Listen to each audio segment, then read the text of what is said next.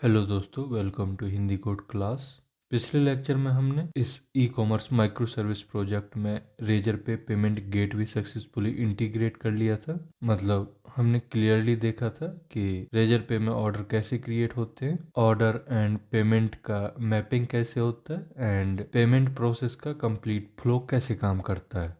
अब आज के लेक्चर में हम रेजर पे गेटवे के लास्ट और सबसे इम्पोर्टेंट पार्ट को कवर करेंगे, जो है web hook. Actually web hook की फंक्शनैलिटी की वजह से ही पेमेंट प्रोसेस प्रॉपरली काम करता है, क्योंकि वेब हुक ही ये डिसाइड करता है कि पेमेंट रियल में सक्सेसफुली हुआ है या नहीं हुआ है, पेमेंट का फाइनल स्टेटस क्या है एंड सिस्टम को ट्रस्टेड कंफर्मेशन कैसे मिलता है। ठीक है, इसको ऐसे समझिए कि अगर आप वेब हुक का यूज नहीं करते हो तो आप पेमेंट वेरीफाई नहीं कर पाओगे और ना ही रिलायबल पेमेंट स्टेटस मेंटेन कर पाओगे। इसलिए प्रोडक्शन लेवल एप्लीकेशन में वेब हुक को इम्प्लीमेंट करना बहुत ज़्यादा इम्पोर्टेंट होता है। तो चलिए आज के इस लेक्चर में हम भी रेजर पे वेब हुक का कंप्लीट इम्प्लीमेंटेशन देखते हैं। तो इसके लिए हम सबसे पहले एक वेब हुक सर्विस बनाएंगे जो वेब हुक सिग्नेचर वेरीफाई करेगी, पेमेंट का फाइनल स्टेटस अपडेट करेगी, ऑर्डर सर्विस को भी नोटिफाई करेगी एंड इन्वेंट्री कमिट या रोल बैक भी करेगी।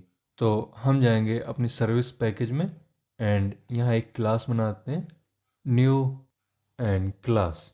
इसका नाम दीजिए रेजर पे वेब हुक सर्विस। अब इसमें हम कुछ लैम्बॉक एनोटेशन दे देते हैं। सबसे पहले लगाइए at service, then at required args constructor, then आप सेल्फ फॉर जे का यूज कर सकते हो, तो एट सेल्फ फॉर जे। तो ये एनोटेशन का यूज मैं पहली बार कर रहा हूँ, इसलिए थोड़ा सा मैं बता देता हूँ। ये जो एनोटेशन है इसका फुल फॉर्म होता है simple logging facade for Java. इसको फसाड इसलिए बोला जाता है क्योंकि जो दूसरे लॉगिंग मैकेनिज्म है उनके ऊपर ये काम करता है। ठीक है, इसका यूज लॉगिंग के लिए किया जाता है ताकि हम अपने एप्लीकेशन में बिना system.out.println लिखे लॉगिंग मेंटेन कर सके, मतलब ये समझ सकें कि एप्लीकेशन के अंदर कहाँ पर क्या चीज़ हो रही है। ठीक है, तो सेल्फ फोर जे का यूज आपको समझ में आ गया होगा। सेल्फ फोर जे का यूज बेसिकली प्रोडक्शन डिबगिंग के लिए किया जाता है, क्योंकि प्रोडक्शन इन्वायरमेंट में डिबगर नहीं होता। इस वजह से हम सेल्फ फोर जे का यूज करके लॉग्स मैनेज कर सकते हैं। अब यहाँ पे हम कुछ ऑब्जेक्ट्स भी बना लेते हैं। तो सबसे पहले हमें चाहिए पेमेंट रेपोजिटरी का ऑब्जेक्ट। तो यहाँ पे लिखिए प्राइवेट फाइनल पेमेंट रेपोजिटरी, इसका नाम दीजिए पेमेंट रेपो। इसके अलावा हमें दो थीम क्लाइंट की भी ज़रूरत पड़ेगी, एक ऑर्डर माइक्रो सर्विस के लिए और दूसरा इन्वेंट्री माइक्रो सर्विस के लिए। तो उनको भी यहाँ पे डिफाइन कर लेते हैं। तो मैंने आपको बताया था फिन क्लाइंट कैसे बनाते हैं। फिन क्लाइंट के लिए हम इंटरफेस लिखते हैं और वो इंटरनली एक प्रॉक्सी क्लास के थ्रू अपना काम कर लेता है।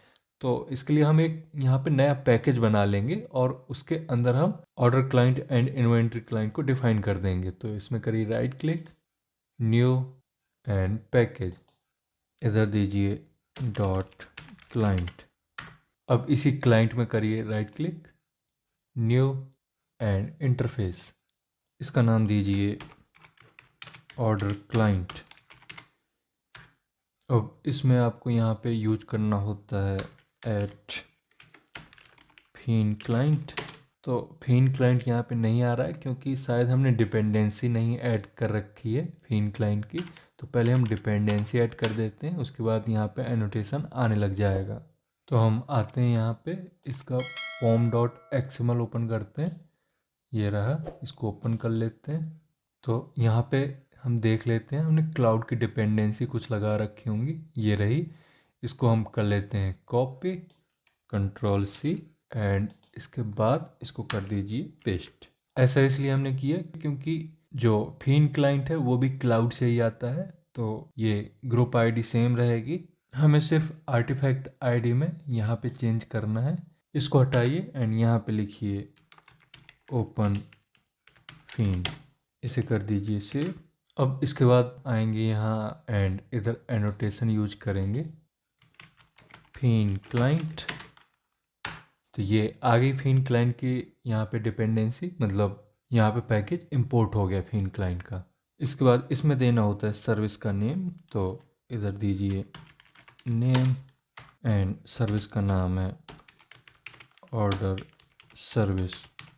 अब इसके अंदर हमें एपीआई डिफाइन करनी पड़ती है, मतलब किस एपीआई को जाके कॉल करेगा ये फिन क्लाइंट। तो हमें यहाँ पे 2 एपीआई कॉल करनी है। एक कॉल होगा जब ऑर्डर कंफर्म हो जाएगा और दूसरा अगर ऑर्डर फेल हो गया। ठीक है, तो यहाँ पे लिखिए एट पोस्ट मैपिंग, इसमें दे दीजिए इन पॉइंट जिसको जाके हिट करेगा ये, तो slash API slash order slash, इधर दे देंगे हम order ID then slash confirm. इसके बाद बता देते हैं कि हैंडल का नाम क्या होगा। तो हमें यहाँ पे सिर्फ हैंडलर का नाम देना होता है, बाकी चीज़ें प्रॉक्सी क्लास मैनेज करती है। तो यहाँ लिखिए वॉइड कन्फर्म ऑर्डर एंड इसमें हमें ज़रूरत पड़ेगी ऑर्डर आईडी की, जो कि इस पोस्ट मैपिंग के पाथ में आ रहा है। तो उसको लेने के लिए यहाँ पे लिखिए at path variable long order ID, और दूसरी एपीआई कॉल होगी जब पेमेंट फेल हो जाएगा। तो यहाँ पे लिखिए एट पोस्ट मैपिंग, इसमें फिर से इन पॉइंट सेट कर दीजिए, तो slash API slash order slash, इसमें फिर से दे दीजिए ऑर्डर आईडी, तो ऑर्डर आईडी देन फेल। इसके नीचे मेथड का नाम दीजिए वॉइड फेल ऑर्डर एंड इसमें भी हमें ऑर्डर आईडी यहाँ पे पास करनी पड़ेगी, जो कि पाथ वेरिएबल से मिलेगा। एट पाथ वेरिएबल, इसमें दीजिए लॉन्ग ऑर्डर आईडी, इसको कर दीजिए सेव। इसी तरह से इन्वेंट्री क्लाइंट भी बना लेते हैं, क्योंकि पेमेंट कंप्लीट और फेल होने पे हमें इन्वेंट्री को भी नोटिफाई करना पड़ेगा। तो हम एक और क्लाइंट बना लेते हैं। फिर से इसी पैकेज में करिए right click, new and interface, इसका नाम दीजिए इन्वेंट्री क्लाइंट। इसमें फिर से यहाँ पे एनोटेशन लगाइए एट फिन क्लाइंट, इसमें सर्विस का नाम दे दीजिए, तो नेम इन्वेंट्री सर्विस। अब इसमें भी हमें 2 एपीआई हैंडलर बनाने पड़ेंगे। तो लिखिए एट पोस्ट मैपिंग, इसमें दीजिए slash API slash inventory slash, इसमें दीजिए order ID slash commit and handler का नाम लिखिए यहाँ वॉइड कमिट इन्वेंटरी एंड इसमें फिर से हम ऐड पाथ वेरिएबल का यूज करके वेरिएबल ले लेंगे जो ऑर्डर आईडी आ रही है पाथ में। तो ऐड पाथ वेरिएबल दीजिए लॉन्ग ऑर्डर आईडी एंड दूसरी एपीआई होगी जो रोल बैक के लिए यूज किया जाएगा। तो ऐड पोस्ट मैपिंग, इसमें फिर से यहाँ पे इन पॉइंट सेट कर दीजिए, तो slash API slash inventory slash, इसमें फिर से दे दीजिए order ID slash roll back and handler का नाम लिखते हैं void roll back inventory and इसमें पास कर दीजिए ऑर्डर आईडी जो कि आएगी पाथ वेरिएबल से। तो at path variable then long order ID. But मुझे एक चीज़ अभी याद आई है, हम जो ऑर्डर आईडी यूज कर रहे हैं अपनी क्लासेस में वो स्ट्रिंग टाइप का कर रहे हैं। तो एक काम करते हैं, सेफ एंड साइड यहाँ पे भी हम स्ट्रिंग कर देते हैं, क्योंकि अगर स्ट्रिंग नहीं करते हैं तो प्रॉब्लम कुछ नहीं होगी, बस हमें कन्वर्ट करना पड़ेगा। यहाँ लिखिए स्ट्रिंग, ठीक है, इसको कर दीजिए सेव। अब इन दोनों के ऑब्जेक्ट का हम यूज कर लेंगे अपनी सर्विस में। तो यहाँ पे आते हैं एंड यहाँ लिखिए private final order client and नाम दीजिए इसका ऑर्डर क्लाइंट। ठीक है, अब यहाँ पे ऐसा कोई भी नहीं सोचेगा कि यहाँ पे हमने इंटरफेस बनाया था फिर हम इसका ऑब्जेक्ट कैसे बना रहे हैं। ये सारी चीज़ें मैं पहले ही कंफर्म कर चुका हूँ पिछले लेक्चर्स में भी, जहाँ पे भी हमने फीन क्लाइंट का यूज किया है वहाँ पे मैंने क्लियरली आपको डिटेल में समझाया था कि कैसे एक प्रॉक्सी क्लास बनती है और उसके थ्रू हम सारा काम कर पाते हैं। तो उसी प्रॉक्सी क्लास का ही यहाँ पे हम ये ऑब्जेक्ट बना रहे हैं। ठीक है, देन इन्वेंट्री क्लाइंट के लिए भी लिखिए प्राइवेट फाइनल इन्वेंट्री क्लाइंट, इसका नाम दीजिए इन्वेंट्री क्लाइंट। अब नेक्स्ट स्टेप में क्या होता है, आपके पास एक सीक्रेट की होनी चाहिए। तो आप बोलोगे हमने तो पहले ही बना ली है सीक्रेट की application.yml में, तो वो सीक्रेट की नहीं, हमें एक दूसरी सीक्रेट की चाहिए, वेब हुक सीक्रेट की। और ये भी हमें मिलती है रेजर पे डैशबोर्ड पे, मतलब जब हम वहाँ पे लॉगिन करते हैं और अंदर जाते हैं तो वहाँ वेब हुक सीक्रेट की जनरेट करने का ऑप्शन होता है। तो वहाँ पे आप टेस्टिंग के लिए अपनी सीक्रेट की जनरेट कर सकते हो। तो हम अभी एक डमी वेब हुक सीक्रेट की का यूज कर लेंगे एंड जब हम टेस्टिंग करेंगे तो हम रेजर पे में एक अकाउंट बना के और वहाँ से की secret and web hook secret सब कुछ वहाँ से लेकर आएंगे। ठीक है, तो हम आते हैं अपने रिसोर्स में एंड यहाँ पे आपको ओपन करना है application.yml। अब इधर की एंड सीक्रेट दो चीज़ें आपने पहले ही सेट कर दी थी, अब हमें सेट करना है वेब हुक सीक्रेट। ठीक है, तो यहाँ लिखिए वेब हुक सीक्रेट एंड इसमें भी कुछ भी पास कर दीजिए। मैं अभी ऐसे डमी कुछ डाल देता हूँ, बाद में आप ओरिजिनल टेस्टिंग क्रेडेंशियल रेजर पे डैशबोर्ड से ले सकते हो। इसको कर दीजिए सेव। अब इसी वेब हुक सीक्रेट का यूज हमें करना होता है अपने वेब हुक सर्विस में। तो यहाँ आते हैं एंड आपके पास एक एनोटेशन होता है एट वैल्यू, और ये इंपोर्ट करना है आपको बीन फैक्ट्री एनोटेशन वाला एंड इसमें मेंशन करना होता है उस की का जो आपने application.yml में यूज की है। यहाँ पे लिखिए डॉलर कर्ली ब्रेसेस के अंदर Razorpay dot web hook secret, then जो भी इसका वैल्यू आएगा उसको एक वेरिएबल में होल्ड कर लेते हैं। तो private string web hook secret. अब इसके बाद हम बनाते हैं एक मेथड जो कि वेब हुक को प्रोसेस करेगा। यहाँ लिखिए public void process web hook. अब इसे काम करने के लिए दो चीज़ें चाहिए होती हैं, एक चाहिए होता है सिग्नेचर और दूसरा पेलोड। एंड ये दोनों चीज़ें हमें रेजर पे से ही मिलती हैं क्योंकि इस सर्विस को रेजर पे ही कॉल करती है, हम इस सर्विस को कॉल नहीं करते हैं। ठीक है, हम सिर्फ एक कंट्रोलर बनाते हैं, मतलब एक एंट्री पॉइंट बनाते हैं जिसके थ्रू रेजर पे आएगा और हमारी इस सर्विस का यूज करेगा। तो यहाँ पे पास कर दीजिए string signature then string payload. अब इसमें हम सबसे पहले सिग्नेचर वेरीफाई करेंगे। तो यहाँ पे एक मेथड कॉल कर लेते हैं एंड उस मेथड को भी इसी में बना लेंगे। मेथड का नाम दीजिए वेरीफाई सिग्नेचर, इसमें पास कर दीजिए सिग्नेचर एंड पेलोड। तो ये मेथड भी बना लेते हैं। यहाँ आते हैं नीचे एंड यहाँ लिखिए प्राइवेट वॉइड वेरीफाई सिग्नेचर। इसमें दो चीज़ें हमें चाहिए होती हैं, एक होता है स्ट्रिंग सिग्नेचर एंड दूसरा स्ट्रिंग पेलोड। अब इसके अंदर हम यूज कर लेंगे ट्राई का।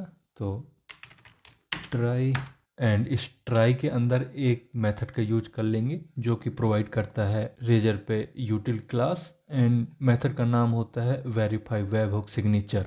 तो लिखिए रेजर पे यूटिल, ये नहीं आ रहा। ये इसलिए नहीं आ रहा क्योंकि हम जो वर्जन यूज कर रहे हैं रेजर पे का वो 1.4.4 है एंड ये क्लास हमें मिलती है 1.4.3 में, तो इसका यूज नहीं कर सकते। हम यूज कर लेंगे यूटिल का। 1.4.4 में एक नई क्लास है यूटिल, उसका यूज करेंगे हम यहाँ पे utils and com dot Razorpay इसी को इंपोर्ट कर लेते हैं। Dot verify web hook signature, इसमें पास हो गया पेलोड सिग्नेचर एंड पेलोड। तो ये लास्ट में पेलोड यूज नहीं होना चाहिए। यहाँ पे यूज करते हैं हम सीक्रेट का, जो वेब हुक सीक्रेट होता है, तो यहाँ पे डालिए वेब हुक सीक्रेट। ठीक, अब इसके थ्रू सिग्नेचर वेरीफाई हो जाएगा। यहाँ सेमीकोलन लगाइए एंड इधर हम लॉग्स दे देते हैं, तो लॉग डॉट एरर, इसमें दे दीजिए invalid Razorpay web hook signature, then comma को कर दीजिए क्लोज एंड थ्रो कर देंगे एक एक्सेप्शन। तो यहाँ आइए, थ्रो न्यू सिक्योरिटी एक्सेप्शन, इसमें भी सेम मैसेज दे दीजिए invalid Razorpay web hook signature and then semicolon, इसको कर दीजिए सेव। ठीक, तो ये आपका फर्स्ट स्टेप कंप्लीट हो गया। अब नेक्स्ट स्टेप में क्या करना है, पेलोड में बहुत सारा डेटा आ रहा होगा, तो इस पेलोड से हमें इवेंट को अलग करना है, क्योंकि इवेंट में ही उस इवेंट का नाम होता है जो कि हुआ है। जैसे कि पेमेंट सक्सेस हुआ है तो ये इवेंट में होगा, एंड अगर फेल हुआ है तो ये भी इवेंट से ही हमें पता चलेगा। ठीक है, तो इसके लिए हमें ज़रूरत पड़ेगी जेसन ऑब्जेक्ट की, क्योंकि जो डेटा आ रहा है रेजर पे के थ्रू वो जेसन ऑब्जेक्ट में ही आ रहा है, तो हमें जेसन ऑब्जेक्ट बना के ही पेलोड के अंदर से इवेंट को अलग करना पड़ेगा, मतलब निकालना पड़ेगा उसको। तो यहाँ पे लिखिए जेसन ऑब्जेक्ट, इसका नाम दीजिए इवेंट, इसमें न्यू जेसन ऑब्जेक्ट एंड इसमें पास कर देंगे हम पेलोड। अब हमें जेसन ऑब्जेक्ट मिल गया, तो इसके थ्रू हम इवेंट का वैल्यू निकाल सकते हैं। तो यहाँ लिखिए इवेंट डॉट गेट स्ट्रिंग, इसमें पास कर दीजिए इवेंट। अब आपको यहाँ पे ये लग रहा होगा कि यहाँ पे जो हम जेसन ऑब्जेक्ट का ये वेरिएबल नेम लिया हुआ है इसी को यहाँ पे यूज कर रहे हैं, बट ऐसा नहीं है। ये जो इवेंट है ये इवेंट यहाँ पे यूज हो रहा है इवेंट डॉट गेट स्ट्रिंग के लिए। ठीक, ये है एक रेफरेंस वेरिएबल, और हमने जो इसमें पास किया है इवेंट, ये पेलोड के अंदर ही आता है। मतलब पेलोड में बहुत सारा डेटा होता है जो की एंड वैल्यू पेयर में सेट होता है, उसमें से एक पेयर का नाम है इवेंट, मतलब इवेंट होता है और इसके करस्पॉन्डिंग एक वैल्यू होती है, तो उसी को हमें यहाँ पे निकालना है। ठीक है, अब ये हमें वैल्यू दे देगा स्ट्रिंग में, जिसको हम एक स्ट्रिंग टाइप के वेरिएबल में रख लेंगे। तो यहाँ पे आइए, यहाँ लिखिए स्ट्रिंग इवेंट टाइप। अब इसके बाद आप लॉग प्रिंट कर सकते हो, मतलब इन्फो लॉग दे सकते हो। यहाँ पे लिखिए लॉग डॉट इन्फो, इसमें दे दीजिए रिसीव्ड रेजर पे वेब हुक इवेंट एंड इसी के साथ दे दीजिए इवेंट टाइप। तो इवेंट टाइप, अब हम चेक कर लेते हैं कि इस इवेंट टाइप में क्या आया है। तो इसके लिए हम यूज करेंगे स्विच का। तो नीचे आते हैं एंड यहाँ लिखिए स्विच, इसके की में पास कर दीजिए इवेंट टाइप, देन केस में हम दे देंगे इवेंट टाइप जो आ सकता है। तो इसको यहाँ से हटाइए एंड इधर इवेंट टाइप में दो तरह का वैल्यू आ सकता है, एक तो आएगा पेमेंट डॉट कैप्चर्ड और दूसरा आ सकता है पेमेंट डॉट फील्ड। तो उन दोनों को यहाँ पे चेक कर लेंगे। केस 1 में कैप्चर्ड के लिए लिखते हैं, तो पेमेंट डॉट कैप्चर्ड। अगर ये केस ट्रू होता है तो हम कॉल कर देंगे एक मेथड को जो पेमेंट सक्सेसफुल होने पे चलेगा, उसका नाम देते हैं हैंडल पेमेंट सक्सेस। इसमें पास कर दीजिए इवेंट। ठीक है, अभी ये हमने मेथड बनाया नहीं है, अभी हम बना लेंगे जस्ट इसके बाद। अब दूसरा केस लिखते हैं फेल्ड होने पे, तो लिखिए केस, इसमें वैल्यू आ सकती है पेमेंट फेल्ड, तो यहाँ लिखिए पेमेंट डॉट फेल्ड। एंड अगर ये केस ट्रू होता है तो इसके लिए भी एक दूसरा मेथड कॉल हो जाएगा, हैंडल पेमेंट फेलियर, एंड इसमें भी पास कर देंगे इवेंट। एंड यहाँ पे आपको लगाना है double inverted comma close. And default के केस में भी हम एक लॉग सेट कर देते हैं, इसमें लिखिए लॉग डॉट वर्न, इसमें पास कर दीजिए अनहैंडल्ड रेजर पे इवेंट, एंड इसमें पास कर देंगे इवेंट टाइप। एंड यहाँ पे थोड़ा सा दे दीजिए स्पेस। अब ये थ्रोस को यहाँ से हटा देते हैं, इसकी ज़रूरत नहीं है हमें। अब इन दोनों मेथड को यहाँ पे हम बना लेते हैं। तो सबसे पहले हैंडल पेमेंट सक्सेस के लिए बनाते हैं, इधर लिखिए private void handle payment success, इसमें दे दीजिए इवेंट जो कि होगा जेसन ऑब्जेक्ट टाइप का, जेसन ऑब्जेक्ट, इसका नाम दीजिए इवेंट। अब हमारे पास इस तरह से पूरा इवेंट आ जाएगा, मतलब पूरा का पूरा पेलोड आ जाएगा। ठीक है, अब उस पेलोड में बहुत सारी चीज़ें होती हैं, बट हमें यहाँ पे सारी चीज़ों की ज़रूरत तो है नहीं, हमें कुछ पर्टिकुलर चीज़ें ही चाहिए इस मेथड को परफॉर्म करने के लिए। तो हम एक काम करते हैं, हम एक अलग से एक और मेथड बनाते हैं जिसमें हम सिर्फ केवल उन चीज़ों को जेसन ऑब्जेक्ट में रखेंगे जिनकी हमें ज़रूरत है। ठीक है, हमें बार बार कोड रिपीट नहीं करना पड़ेगा। तो यहाँ नीचे आते हैं और एक और मेथड बना लेते हैं प्राइवेट, ये हमें रिटर्न करेगा जेसन ऑब्जेक्ट, एंड मेथड का नाम दीजिए एक्सट्रैक्ट पेमेंट एंटिटी, एंड इसमें पास कर देंगे जेसन ऑब्जेक्ट, इसका नाम दीजिए इवेंट। अब इस इवेंट से हमें जिन चीज़ों की ज़रूरत पड़ेगी उनको अलग कर लेंगे और रिटर्न कर देंगे। तो इसके अंदर लिखिए return event dot get JSON object, इसमें पास कर दीजिए payload, then dot get JSON object, इसमें पास कर दीजिए पेमेंट, एंड तीसरी फील्ड चाहिए हमें एंटिटी, तो यहाँ पे डॉट गेट जेसन ऑब्जेक्ट, इसमें दे देंगे हम एंटिटी, देन सेमीकोलन, इसको कर दीजिए सेव। अब इसी का यूज कर लेंगे हम यहाँ पे, तो जेसन ऑब्जेक्ट, इसका नाम दीजिए पेमेंट एंटिटी, एंड ये वैल्यू मिलेगी जब हम एक्सट्रैक्ट पेमेंट एंटिटी को कॉल कर लेंगे। तो यहाँ लिखिए एक्सट्रैक्ट पेमेंट एंटिटी, एंड इसमें पास हो गया इवेंट।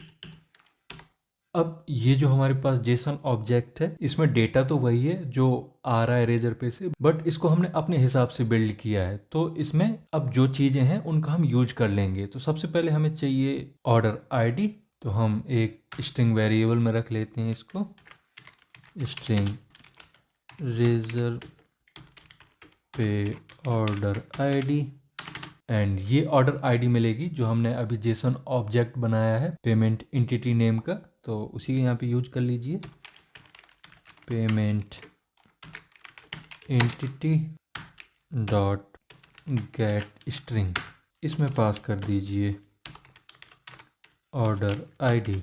अब पेमेंट आईडी भी निकाल लेते हैं, तो स्ट्रिंग रेजर पे पेमेंट आईडी, ये हमें पेमेंट एंटिटी से ही मिलेगी, तो payment entity dot gate string, इसमें पास कर दीजिए आईडी।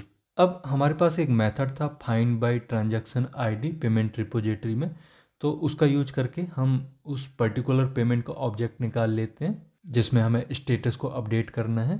तो यहाँ पे लिखिए पेमेंट रेपो, तो ये पेमेंट रेपो नहीं आ रहा है हमारा, हमने यहाँ ऑब्जेक्ट तो बनाया हुआ था, तो ये पेमेंट रेपो, यहाँ पे इसकी स्पेलिंग सही कर दीजिए, पेमेंट रेपो, ठीक है, इसी का यूज करना है हमें, पेमेंट रेपो। अब इसके पास एक मेथड है dot find by transaction ID, इसमें पास करना है रेजर पे ऑर्डर आईडी को, तो रेजर पे ऑर्डर आईडी। अब ये रिटर्न करेगा हमें ऑप्शनल टाइप का डेटा जिसको हमें पेमेंट टाइप में कन्वर्ट करना पड़ेगा एंड साथ ही एक्सेप्शन को भी हैंडल करना पड़ेगा। तो यहाँ पे लिखिए डॉट और इल्स थ्रो, इसमें यूज करेंगे हम lambda new illegal state exception, इसमें दे देंगे हम payment not found for Razorpay order ID and then semicolon. अब ये कुछ डेटा रिटर्न करेगा, मतलब पेमेंट टाइप का डेटा रिटर्न करेगा, तो उसको यहाँ पे रख लेते हैं payment.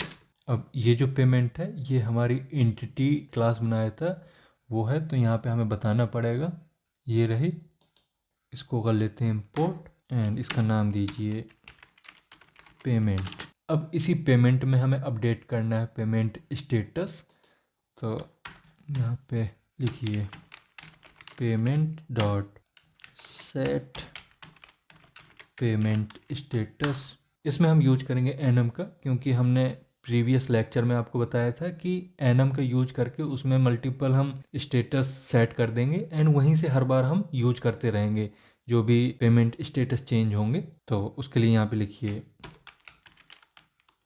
Payment status dot success, और दूसरी चीज़ सेट करनी है हमें गेटवे पेमेंट को, तो यहाँ लिखिए payment dot set gateway payment, इसमें सेट हो गया रेजर पे पेमेंट आईडी। अब हमने जो fin client and inventory client set किया था उनको कॉल कर देंगे, जिससे कि उन दोनों माइक्रो सर्विस को भी पता चल जाएगा कि पेमेंट सक्सेसफुली हो गया है एंड वो अपना अपना काम कर लेंगे। तो यहाँ पे लिखिए order client dot confirm order, इसमें पास कर दीजिए payment dot gate order ID.